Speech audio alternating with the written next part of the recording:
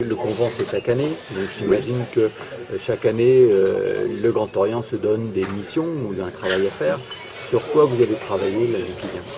Alors, je vous remercie de poser la question parce que le convent, ce n'est pas simplement euh, la problématique de l'initiation des femmes.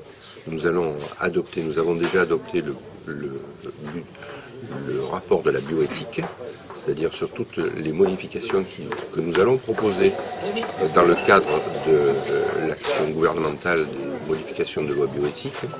Nous avons sorti le livre blanc de la dépendance, qui est un travail assez conséquent.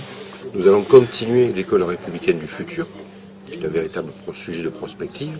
Nous allons constituer. C'est quoi ça, l'école républicaine du futur? C'est-à-dire que nous avons revu tous les systèmes pour faire que cette école, qui est laïque obligatoire, qui est une école de l'échec actuellement, devienne une école de la réussite.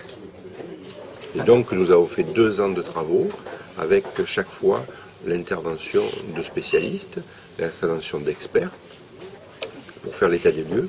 Et à partir de cet état des lieux, en fonction de notre philosophie humaniste, laïque, républicaine et obligatoire, nous sommes arrivés à une redéfinition de quelques remèdes pour que l'école de la République redevienne une école de la réussite, une école de l'égalité des chances et une école de la promotion sociale. Ça, c'est le boulot des partis politiques de faire ça. Pourquoi c'est vous qui le faites? Mais parce que justement, nous sommes en amont des partis politiques, parce que nous sommes au-dessus des politiques partisanes. Nous, quand nous faisons de la politique, c'est avec un grand P. C'est-à-dire que nous défendons les principes humanistes, les principes de la République, et que nous proposons un ensemble de choses qui n'ont pas à voir avec un électoralisme quelconque.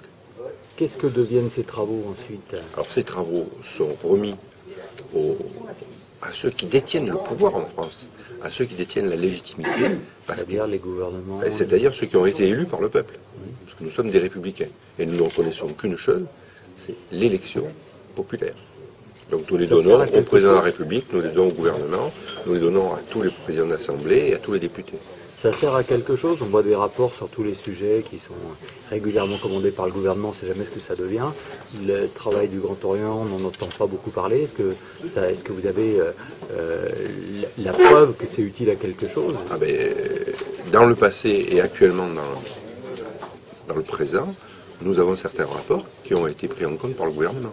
Par exemple? Tout au moins, essentiellement nos fichiers Edwige, puisque vous avez vu tous nos rapports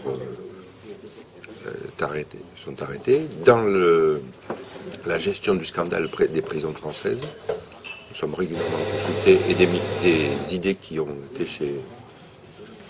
étaient dans notre rapport ont été reprises par le gouvernement. Le livre de la dépendance, qui arrive bien avant la législation, puisque la législation ne va pas passer avant la fin de l'année, mais déjà demandé par à la fois le président de la République, tous les élus politiques et tous les présidents de partis politiques. C'est donc bien pour le mettre dans leur programme.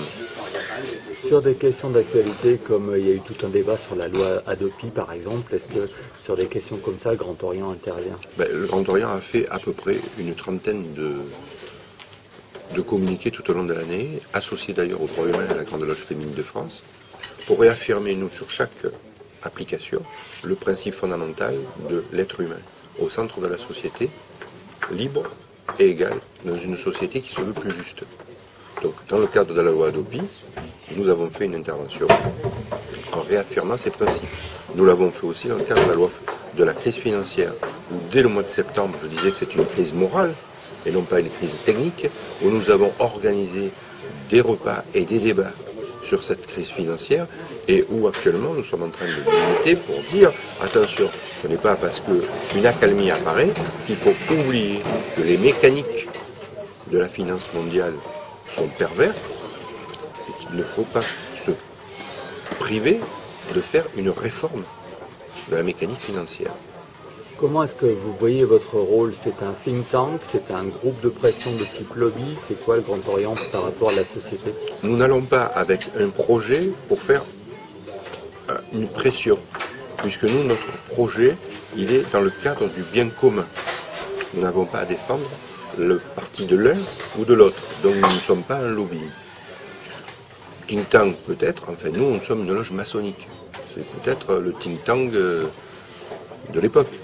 C'est une loge maçonnique, c'est-à-dire qu'il y a des hommes et des femmes de tous les milieux qui est à l'intérieur d'une enceinte, avec un rite et un rituel, sont en train de discuter hein, et de faire un débat sur un sujet.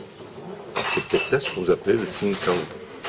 Sur l'année qui vient, il y a des objectifs que vous avez ou des projets? Oui, nous avons naturellement la participation active à la modification des lois bioéthiques, ce qui est fondamental.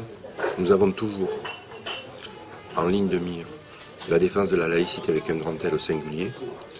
Nous avons porté le travail au niveau européen, puisque nous rentrons à la Commission européenne de Bruxelles, où nous allons travailler sur la définition de laïcité européenne.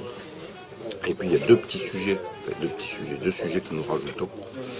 C'est d'une part faire un état des lieux de tout ce qui est médecine parallèle, puisque vous savez que nous avons un gros secteur de lutte contre les sectes. C'est donc faire l'état des lieux de toutes les médecines parallèles pour différencier ce qu'est la médecine parallèle, qui est une option par rapport à la médecine traditionnelle, de celle qui est bloquée et qui va amener le soigner dans une secte. Ça, c'est une chose qui nous paraît être fondamentale.